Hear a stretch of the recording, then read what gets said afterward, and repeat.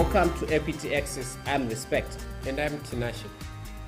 In this special focus, we are looking at Dairibord post their half-year earnings results.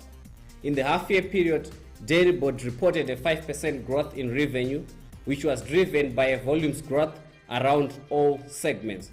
It also trimmed its loss position from 2 million to 800,000. This was also achieved on the back of a rationalization program which cut costs significantly. Tinashe, what's your take on the results? This is a very positive performance by Dairibord, and I think this is a good result, and it will carry on that strong performance to the full year. The company is actually starting to realize positive returns from the restructuring exercise and cost rationalization exercise that it carried out during the period. I think going to the full year Respect, I would not doubt that the company will perform much better. We had an interview with Anthony post the earnings release, and this is what he had to say. What we called Project Transform, it's beginning to bear fruit. The evidence of that is that the top line, first 6 months, you saw it, above the same period last year.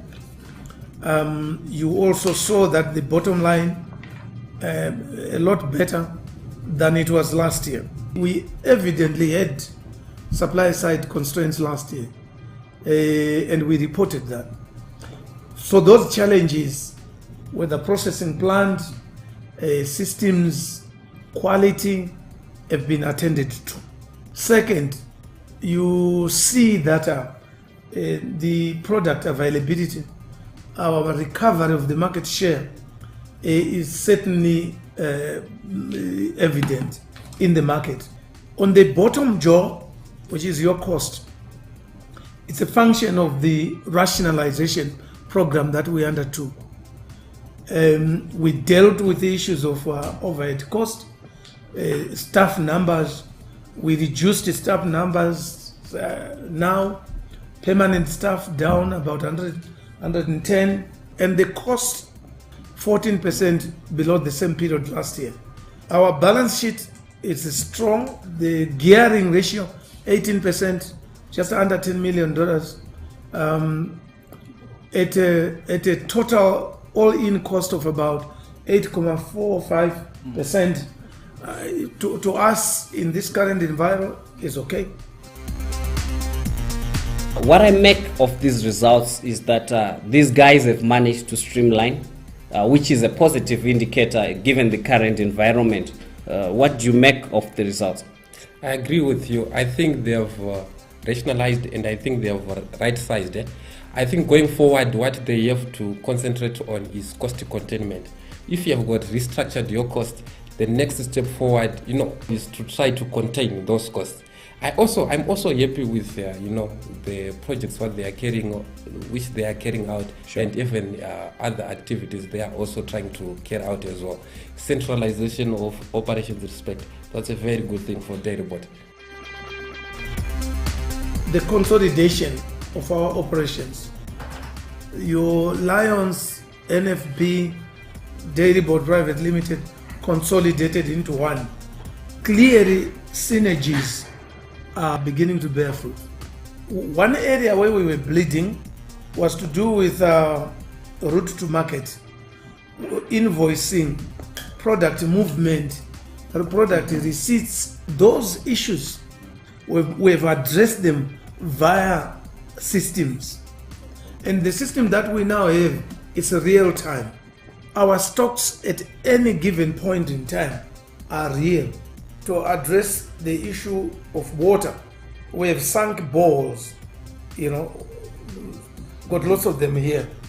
We have invested in a reservoir at Chitungwiza.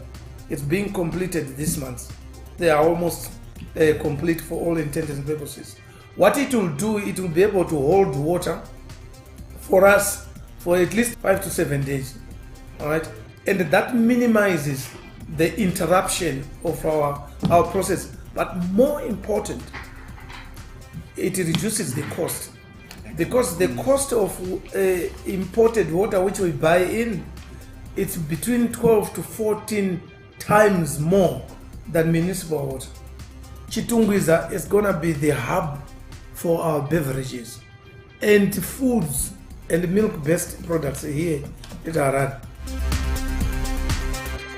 Do you see these guys' revenue growing at a very faster pace? Because at 5%, given that last year they were not doing UHT and they had not introduced those lines like Fuko, the flavored Fuko. Do you see these guys managing to come up with a plan to sustain revenue growth at a very faster pace than the current 5%? I would not doubt that they have got significant traction in the market. If you look at their products and even their traditional products, they're steady. They are proud that they're still enjoying 93% of the market share, which is a very good share for the market leader in that space. Also introducing, new lines of products, the food items and beverages as well. They are trying to diversify their product portfolio, which is a positive thing for Dairibord. So as Equity Axis, we are quite bullish on the outlook of the largest dairy producer in Zimbabwe. This was our special focus on Dairibord. Join us in our next show.